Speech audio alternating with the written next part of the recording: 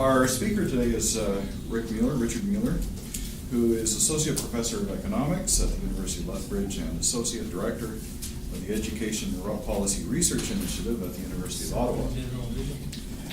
He's recently completed a secondment in the Social Analysis Division at Statistics Canada in Ottawa. He's taught here since 2000, and but I'm not saying anything wrong here. Okay. Talking out loud like I shouldn't say. Oh, okay. Well, if I do say anything slanderous, let me know. I will. So he's taught here since 2000. Before that, he was at the University of Maine, and in 2004, he spent some time at our sister university in Japan, Hokkaido University. His research looks at labor market issues, including Canada-U.S. migration and the determinants of access to post-secondary education. His work has appeared in a number of economics and Canadian studies journals and other volumes. And most recently, he is co-editor of two volumes that I really want to snag and read on post-secondary education, which is published by McGill Queen's University Press. So, I guess the only other thing I'll say about Rick's biography is that he did have a very interesting set of encounters in his student days, which are not relevant today, so I won't mention them. But be on notice, Rick, at some point I'm going to buy you beer. And what do you know about my student days? I'm interested in your associates, not you. Oh, my associates. Yes. Oh, right, okay, yeah. Yes. I know, sure, you betcha. I need many beers to talk about that associate. So. I will buy. So, Rick's title is Earning Differentials of Males and Females and Same-Sex and Different-Sex Couples in Canada between 2006 and 2010. And without further ado, I'll say, welcome Rick, and I'll turn the floor over to him. Thanks, Bill.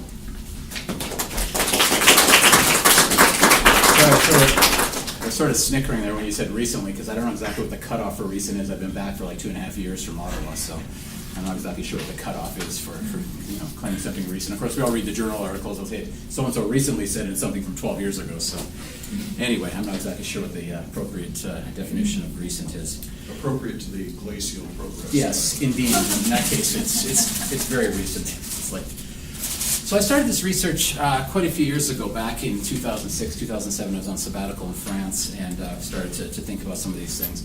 And I've just as I was reviewing some of the literature, including my paper and some of this stuff, there's been a lot written even since I finished this paper earlier this year. So it's really, when I first started, there was absolutely nothing written on this topic, largely because there was a lack of data in the area. Now it seems to be, we have lots of data and lots of interest on this topic all over the world. And so it's interesting to see. I sort of like to get it on the ground floor and get the low-hanging fruit in these disciplines. And now there seems to be the low-hanging fruit's almost gone. So it's time for me to move on, I suppose. But anyway, that said, I still think it's an interesting topic. And so what I try to do is look at earnings differentials between 2006 and 2010. Just to give you some sort of introduction here. Gays and lesbians, again, we went through this big debate in Canada about 8 years ago. For some people, I guess it was a big debate. For most people, it was kind of a done deal. And certainly the federal government of Canada legalized. Marriage is still federal jurisdiction, and same-sex marriage was legalized in Canada back at that time, largely because the government was pretty sure there were going to be some court challenges about the definition of marriage. And so being proactive about it, they passed legislation before these things made their way, presumably ultimately, to the Supreme Court. So beyond that, of course, we have discrimination on the basis of sexual orientation prohibited by Chapter 15 of the Charter of Rights and Freedoms. So we have it sort of codified in our laws that we can't discriminate based on sexual orientation, or a number of other things, of course, as well. But my question, and it's a fairly simple question, is have these rights also extended to the workplace, and the workplace in particular in terms of equal earnings? And I'll discuss a couple other things in a minute. So, a little bit of theory here, things I was reading recently. Marriage acts, certain economics, marriage would act as a signal to employers. So if you're married, it acts as a signal, just like, for example, if you're under age of 25 and you're married, it acts as a signal to the insurers that you're a better risk and they'll lower your car insurance premiums, right? So a lot of young people, of course, if they get married, their car insurance premiums will go down. And that's because it's a signal in economics. And certainly marriage is a signal as well. In this case, it would be a signal to potential employers. If you're gay or lesbian, that signal could result in, at least theoretically, in two different outcomes. One could be your wage could increase, and the other would be your wage could possibly decrease. So I just came across this term yesterday called homonormativity, which is the adoption of conventional lifestyles by GLs, gays, and lesbians that are closely aligned to those of the majority. So employers may perceive marriages as a signal that the gay and lesbians are not sort of radical queers, as they quoted in this paper I was reading. So this would basically be, even if you're gay or lesbian, this paper I was reading was about lesbians in particular, you might be indicating, because you're married, that you're going to be less radical than some other people out there, okay? And so this might send a positive signal to the employer that, you know, you're going to be more serious about your job, you're going to be, easier to get along with, whatever the case may be, whatever the stereotypes could happen to be. If you're married, you're going to may actually get a premium in the labor market as compared to people that are not married and also are gay and lesbian, okay? Or, on the negative side, marriage or partnership of gays and lesbian could out the gay or lesbian.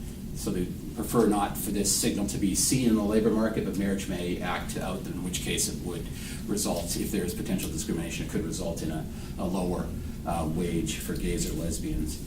Another thing is that married or gay lesbians could put more emphasis on this sort of normal lifestyle, again in quotes.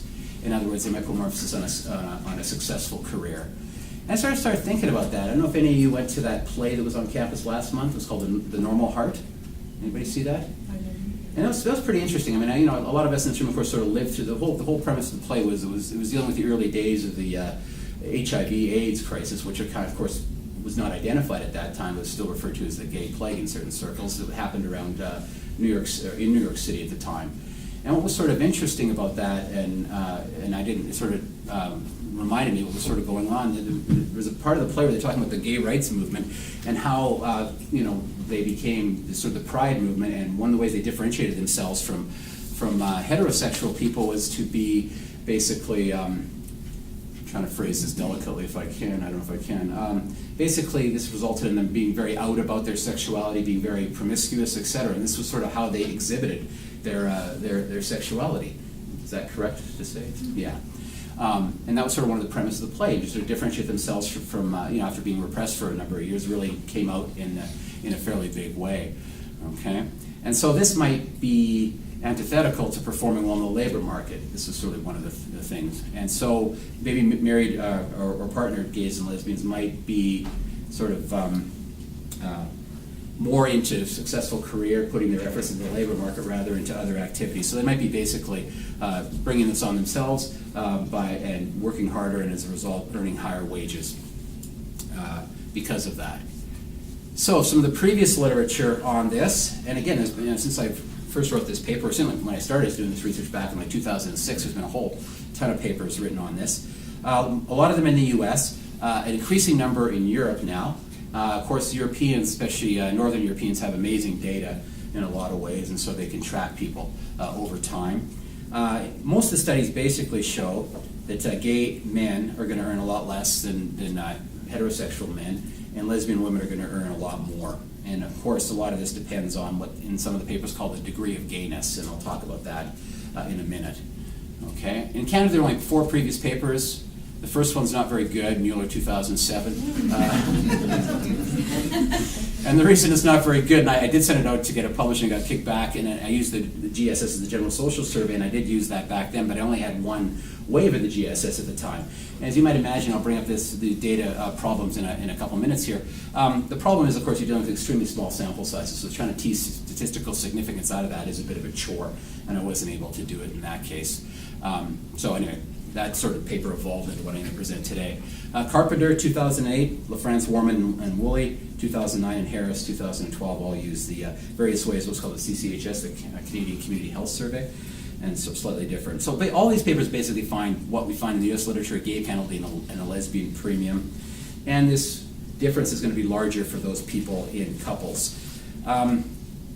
More of the literature I'm reading right now, I mean, the estimates are just all over the map. Okay, and I'll sort of touch on that in a minute. I think it depends a lot on the place where the studies are done, rural, urban, lots of different things sort of going on about the acceptance of gays and lesbians in particular. So in terms of trying to figure this out, what is a gay, lesbian, or sometimes a bisexual? Of course, we have transsexuals, we have all these other types of sexuality. And the problem is, in the literature, how do we define exactly what a gay person is or what a lesbian is? It's a pretty difficult thing to do in a lot of cases, and the literature has tried to attempt to do this in a bunch of different ways. There was a good program on CBC last night. Anybody see the, what was it called? The Survival of the Fabulous. And it was all about a gay filmmaker, his sort of quest to find out why he was gay, or why he is gay.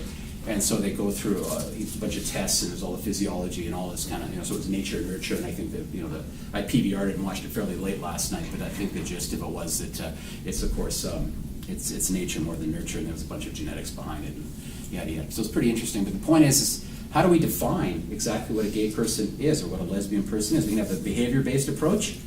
And this is what's been done in the literature a lot of times. Up until now, we don't really have a lot of surveys out there which ask people directly, what is your sexual preference? And one of the lessons from the documentary last night was that even if you have a stated sexual preference, that might not make you gay or lesbian. Okay, it gets really confusing at times, I suppose. So how do we base it? Well, in the past literature, again, in the absence of a clear question on sexual preference, sort of had to infer what was going on and sort of define people somewhat arbitrarily as gay or lesbian, bisexual, what have you. And how do we do that? Or how do they do that? Well, the proportion of same-sex partners. So you look at your total number of sexual partners. Again, that brings up the difficulty of how do you define sex, I suppose. But your number of sexual partners, and they would look at the total number you had and look at the relative number of men versus women. And if one's greater than the other, or whatever the threshold might be, you're gay or lesbian, you're hetero, whatever, wherever you draw the line. Do we define it as any same-sex partner? This becomes a bit of a problem in the literature. So if you basically have sexual relations, again, however you define that, the Bill Clinton way or otherwise, I suppose. If you had sexual relations with somebody of the same sex, does that make you gay if you're male or lesbian if you're female? Part of the problem is the young people in particular might experiment with their sexuality before falling into this sort of more permanent kind of sexual orientation. So young people, you always hear you hear about the college thing. Well, sometimes this could just be a college thing. So maybe somebody's had a sexual relationship with somebody of their own sex, and yet they don't self-identify as gay or lesbian. Again, it might have sort of been an experimentation when they're a bit younger. And the same thing, same-sex partner over the past 5 years. That's another way to define it. Again, largely. The definitions, the behavior-based approach were based on what you could tease out of the data rather than anything more firm than that. What else can we do? Self-identification, cohabitating with the same-sex partner. That's one way we do it, and that's why we're sort of going to do it, at least in part, in this paper here. Or we can directly question people. Now, the direct questioning isn't always going to be accurate for obvious reasons. It's a pretty sensitive question, at least until recently. My feeling, reading the literature and looking at the data, is that this is changing. Okay, and I suspect, for example, we wouldn't have the same issues about same-sex marriage in 2000 today that we did in 2005. I think a lot of us in Canada are looking down at the states, who's going through the same, the various U.S. states going through the same process and going, okay, what's the big deal? We did this, 8 years ago. What's the problem? But so self-identification is another way we can figure out what these are. But again, it might not be. I think more people are basically going to be answering in the affirmative if they're gay or lesbian on these questionnaires, but it's still a bit of a problem. Younger people and older people are less likely to answer in the affirmative what their true sexuality is in these types of cases. It's sort of people in the middle that are going to be more likely to answer accurately. What else? Final bullet there, indicator for gayness in the labor market best, but marriage is a strong signal. What we really want is, of course, we don't know from these data exactly if people are making themselves known to the labor market or their employers what their sexual preferences are. That's something, in fact, we can't ask. Let's say you're potentially in a job interview. That's not a question, obviously, we can ask. We're very limited what we can. I'm not saying it's a bad thing. I'm just saying we can't do it. And compared to certainly Europe and a lot of other countries in the world, if you've ever been there and filled out a job application or any sort of application, the amount of information you put on those things is pretty amazing. Photos, your marital status, your date of birth, your social insurance number or equivalent, just all this sort of stuff that you put on those applications. And it's necessary. In Germany in particular, apparently, it's like it's like applying for tenure, applying for a job or something. I guess a dossier is so thick of information that that's what they do. And that's sort of not a good thing. From a privacy perspective, from a researcher's perspective, of course, that's a good thing, right? Getting that type of data. And so Anyway, what we really like is an indicator of whether or not you're gay in the labor market, but we can't have that. So maybe marriage is a fairly strong signal for that. So in Canada, we only have 3 data sets up to this task. The census, which is useless now, the long form one anyways, we all know it's not even a census anymore, of course. This has the largest samples, but not as confidential, and only covers a couple gays and lesbians. Okay, and it hasn't been used yet, to the best of my knowledge, in any of this research, although it could be, because the questions are pretty similar. One of the beauties of StatsCan data is a lot of the questions between data sets are similar, if not identical. So we could use that data. The CCHS is a Canadian Community Health Survey. It has broader coverage of gays, lesbians, and bisexuals, but not as confidential. And I argue that the GSS, which unfortunately has partnered gays and lesbians, so we don't know the people that are gay and lesbian without, or the bisexuals. We don't know them unless they're partnered with somebody of the same sex. And so it's a telephone survey, which arguably elicits a more accurate response. That's what I'm saying here anyway. Presumably if there's more confidentiality and if you're sensitive about answering for whatever reason accurately, this might give you a veil to answer more reasonably. That said, it's still not perfect, because even if you answer one way in the survey, in the GSS, you might act completely differently or not reveal that information to potential employers. So what I'm getting at here is the data are a mess, okay? That's sort of the short answer, Kyle. It's really difficult to try to sort of tease out some of these results, as we'll see in a minute here. So what do? Well, I use the GSS, again, the General Social Survey from cycles 20 to 24, so 2006 all the way to 2010. And who do I keep in there? Well, people aged 20 to 60. These are the people that are sort of more firmly attached to the labor force. You get younger than that, I could make that. And the reason I went down to 20, normally a lot of times we'll put 25 to 55 as sort of the prime working age people when we do these types of analysis. Any younger than that, and a lot of times you get, of course, students in there, and it kind of muddies the data. Anything older than that, you get a lot of retired people, or you start to get people retiring in the data. The reason I went 20 to 60 here is because I'm dealing with such small samples in the first place. I wanted to capture as many gays and lesbians in the data as I possibly could. So you have to be in that age group. You have to work in the previous year. There can be no missing data there. Sort of somewhat arbitrarily, you have to earn more than $5 and less than $500 per hour, which wasn't hard to do. And then you have to be cohabitating. So that means you're married or CL. CL is just common law. You have to be one of the two. Okay, and this, of course, so what I have in my sample are all these people in these ages working, etc., and they're all married or common law, whether they're homosexual or heterosexual. Okay, so single people in the data are just are taken out just to keep it the estimates hopefully clean in all of this. Some data problems, and there are plenty with this. I shouldn't be telling you this, should I, Susan? This is the paper that's supposed to go in the Canadian population studies that you're editing, right? Yeah, the special issue. Okay, is that in print yet? Because I don't want you revoking the paper. Okay. So what do we have here? Data problems. What they have in the GSS is a good data source for a lot of things, but again, it's a general social service. There's a lot of social information there about social aspects of people's lives in Canada, not so much about their economic lives. What we do have is annual personal income. Now, annual personal income, the problem with that is income from all sources. So you have investment income, you have a social transfer program income, you have income from labor, from self-employment, all that kind of stuff, all mixed in together. So it's a bit of a problem. And also it's a categorical variable in the data I use. I use the public use files for this one.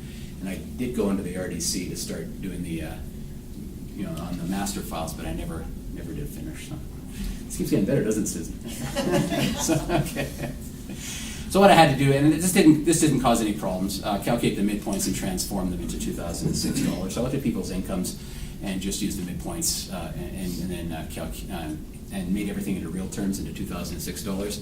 I dropped those whose main source of income is not paid employment or self-employment. So in other words, getting rid of the people who maybe the lion's share of their income might be because of transfer payments, because of investment income, etc.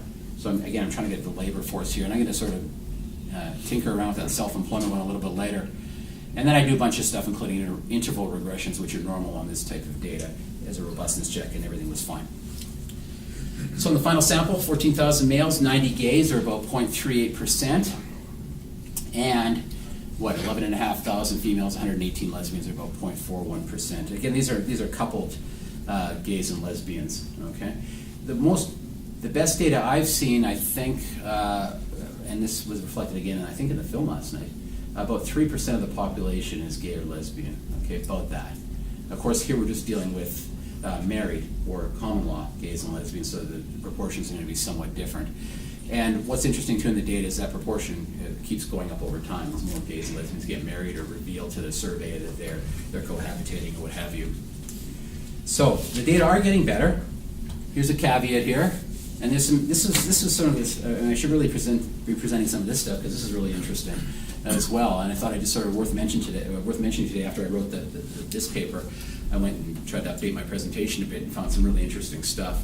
And so anyway, what I assume in this paper is there's no discrimination in labor force entry, or in other words, there's no discrimination at the interview stage or the hiring stage, which is probably not true. I mean, if there's going to be discrimination existing and people, for whatever reason, employers don't want to hire gays or lesbians, this is a pretty good time to nip it in the bud, if that's your intention. Not to hire these people. If they've revealed themselves as such, it's probably a pretty good time not to hire them, rather than hire them and go through a bunch of other issues that you might have to go through. So we assume that this is not the case, even though it probably isn't true. So recently there's been a lot of what we call correspondence testing studies in various countries, and these are really interesting. They're also called audit studies sometimes, and they're becoming pretty well known in labor economics. This is where you fill out a bunch of resumes that are identical except for a few characteristics, such as gay or lesbian obviously would be something. So you identify these gays and lesbians, or at least they're sort of fictitious resumes, and you write on the resume and identifying gays and lesbians that are not married, but let's say they're volunteer activities. So you volunteer for whatever the Gay and Lesbian Alliance is, or whatever the name of the group happens to be. It's sort of a signal to the employer that you might be gay or lesbian, or a good chance in that case. In some countries, again, in Europe, you put the name of your partner on there, on your seat. That's on your resume, right? Or that's part of the dossier that you give a lot of times.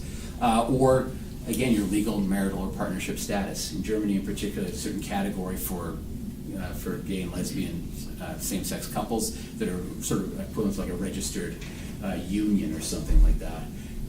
It's not exactly the same word as marriage. As you know, Germans tend to use really long words, and so it's whatever. So it's a very long word, but it's the it probably wouldn't fit on the slide. It's so long.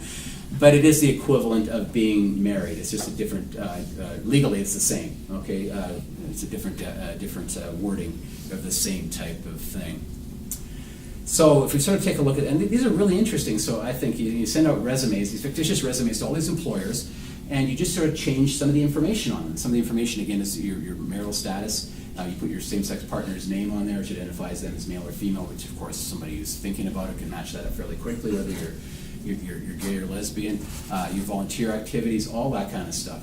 But still, they have to, this is a really good study, and where's my guys in my labor class? You're going to be getting this next week, this study.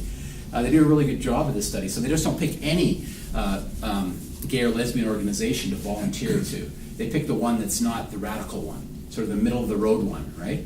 Because this might identify them not so much as the employer not having anything against gays or lesbians, but about having something against sort of radical activists, being employed in general. So what they do is they pick, they ascribe these people fictitiously to these organizations. They're not very radical, and then even within the organization, they give them a fictitious role in the organization, which is pretty lame, pretty vanilla, bookkeeping or accounting. Okay. So again, not communications director or chief media consultant, whatever. Something that might be a little more active. And in this way, they're just sort of identifying on these fictitious resumes these individuals as being gay or lesbian without being sort of really politically radical, which might be important. So it's pretty interesting stuff, I think. And then of course, you send out ones that don't have that identifying information on it right away. And of course, since heterosexuals are the majority, people assume that they're heterosexual, and then they compare the results. And so that's a really popular thing to do. Now it's become so popular in Germany apparently that employers are looking at these and going, is this a joke? not you look at it and say, is this real? Is this person's resume real, or am I just part of one of these correspondence testing studies out there? So, and so you take correspondence testing one step further, and you can actually sort of send your resumes in pairs. So you have identical resumes with the exception of the sexual orientation identifiers on there, okay? But again, and we do this in labor economics too for any type of discrimination. There's been a bunch of stuff done about immigrants on this, a bunch of stuff about racial minorities, as we call them, visible minorities in Canada, to identify that. So what they would do in those cases is just take the identical CV and put a Indian-sounding name instead of an English-sounding name on the CV or something to test for discrimination. Or you can do it with men or women. Any type of discrimination you can do this with. And again, they've sort of become the victim of their own success, those types of studies. Anyway, what these studies basically find in terms of hiring people and what they measure, the outcome measure, is whether or not people are called for an initial interview. So they'll send off the CV with this identifying information. There'll be a certain amount that should look like they're heterosexual, others that look like they're gay or lesbian. Then they compare the callback rates for a first interview. And then after that, if they're called back, they collect that data point, and then they just say, no thanks, I'm not available for the interview. Or you can go one step beyond that and actually show up for the interview, which is a difficult thing. It's just sort of taking this role playing one step further. Now the problem with those types of studies too is you get people there, and if let's say you send your research assistants out to these faux interviews, there can be a problem, of course, because they know what the results of the study are going to be, so they're going to act accordingly, or could potentially act in such a way to just sort of confirm the bias that they already have, or that the researchers already have, that being that there's discrimination in these markets. Anyway, that's really interesting stuff, and I can pass on the reference if you like. So what do we have? So given all these caveats and limitations, yada, yada, yada, what do we have? Well, a profile of gays in the data, well, relative to males in different sex partnerships, gay males have identical incomes, at least statistically. I'm not controlling for anything at this point, of course, just the summary statistics, but I thought rather than put pages of data up, which nobody likes and nobody can read and everybody squints, I'll just give you the highlights from that. So they have identical incomes, at least statistically. Gays in this case have more education, so especially a bachelor's degree or above. So we have 51% of gays, this is the 20 to 60-year-old population, having 51% having a bachelor's degree or above, compared to only 32% of the non-gay population, or the other heteros, whatever you want to call them. Gays have less experience, work fewer hours per week, but work more weeks per year. But they still have, if you sort of think of the product of those things, it's going to be yearly hours. They still work fewer yearly hours. Less likely to be married, not very shocking, I suppose. Less likely to be an immigrant or to have children present. Okay, so I guess there's no surprise there. Less likely to work in construction in terms of industries where they work. Less likely to work in construction, manufacturing, and they're concentrated in professional services. There's a lot of health services and things like that. I think education services as well, if I remember correct. Oh, you can't see that when I turn my page. I have to hit the button. Okay. So the profile of lesbians. Have you ever done this lecturing? You're lecturing, you're pointing at your screen there, and you realize nobody can see it? Okay, except you. So profiles of lesbians. So relative to the females in different sex partnerships, partnered lesbians have incomes which are about 40% higher. Again, this very much reflects the literature on this. Again, we might expect that because they have a lot more education, bachelor's degree or above, 57% versus 33%. They're going to work more hours per week, less likely to be married or have children present, just like gay males. They're more likely to be in construction and professional services, and less likely to be in health and SA, which is social assistance. And these are all statistically significant, these differences. So we do have a different sorting of people into occupations and industries, gays and lesbians, different education levels, higher for sure. So now, next thing we want to do, of course, where's Dwayne? Here come the regressions, Dwayne. Hundreds of them. So rolling by. We just do a standard log earnings, human capital model. In this case, so you take your log wage and you regress that on a bunch of other stuff that could influence that wage, including in this case sexual preference. So here's what the male data looks like, and I've conveniently highlighted in the red there to draw your eye to the pertinent results. So I just sort of build up the model and look for robustness, a bunch of other robustness checks that seem to pretty much the coefficient on the gay variable there remains relatively stable. And again, there's no asterisk there, so it shows there's nothing significant in that in terms of gays. Even though we play around with the model a lot, I change it, do some robustness checks, like I said, etc. It's pretty stable. You know, if I had a larger number of gays in my data set, I suspect that standard error would go down and it would become somewhat significant, I suppose. But still, compared to the other studies, I mean, I'm in the final column 4 there. Even if we're significant, we're talking about 6% less. So for males, gay males, compared to their coupled heterosexual counterparts, which is a lot less than what previous estimates have sort of shown. But again, it's not significant, so I'm going to go with that. What else? These are for females. And again, we have some fairly high wage premia here for females in the data set. In the final column there, about 16.3%. Highly significant there. So lesbian women, this again really reflects what we sort of see in the other data. In other studies, in a lot of cases, this is a positive preview for lesbians. In this case, it's married or common law lesbians compared to their heterosexual counterparts. So again, lots of different checks on the data, and this is what pretty much indicative of what the other results would say as well. So we do see them earning more. Lesbians and gay men not significantly less. So I still have an hour to go, do I? Okay. Just a few questions. Just lengthen it. No, I knew this wasn't going to be. It's not a long paper to begin with, and I did try to put some bonus material in there for you. So just to conclude, again, gays and partnerships have a relative income penalty of about 5%. It's not significant, though. Of course, lesbians have about 16% higher incomes, as we just saw. If I wanted to compare this with the sparse Canadian literature, and it is very sparse before this, we've seen some sort of increases in relative incomes, but the comparisons are really shaky. I mean, I would hardly bet the farm on these things, comparing these studies, because of all the limitations before the differences in methodologies and data sets, and there's just lots of stuff. So the real question is, of course, let's say they were true, is there a real change in bias towards or discrimination or bias in the GSS? Is this due to confidentiality or otherwise? Is there something real happening, or is there something about the GSS which makes it give us the results that we end up with? What I tried to do, and what's really interesting, I think what's good for future research, and again, given the survey data, you sort of have to use the data the best way you can and tease out the results the best you possibly can. I looked at self-employment. And again, we don't exactly have a lot. We have 90 gays and 118 lesbians or something in the sample. And so I tried to sort of differentiate those who are in self-employment and those who were in paid employment.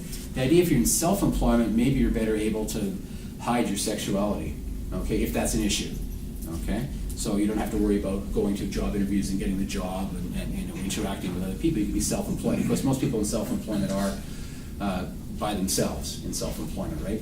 So maybe this, maybe if discrimination were a problem, there would certainly be incentive for gays and lesbians to become self-employed to avoid that discrimination in the labor market. So I divided the sample into the self-employed and those who had mainly paid employment, and basically found out that they have higher self-employment income, okay? Gays and lesbians compared to their heterosexual counterparts. Not significant, though. Again, really small sample sizes here, but the GSS, of course, comes out every year, and as far as I can tell, this is a question that's asked every year in the GSS. And so over time, of course, we're going to get bigger samples, and we'll also have different types of data sets, and we can hopefully answer that type of question. I also looked at, and again, this is pretty fertile grounds for future research, I think. Looked at the married gays and lesbians and versus just those who are cohabitating or common law.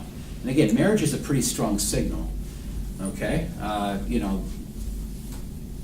Most, at least the gay and lesbian weddings I have known about have been very public, And so I think you're sending a really strong signal to employers, or that in fact you're gay, rather than compared to people that might not just sort of be,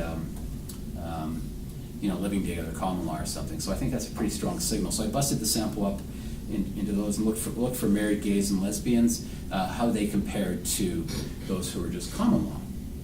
And I found that they in fact had lower earnings, both married gays and lesbians, compared to those who were just common law. Again, not significant, but I think it's kind of it might be interesting to do some future research on all of that. Okay. Thank you.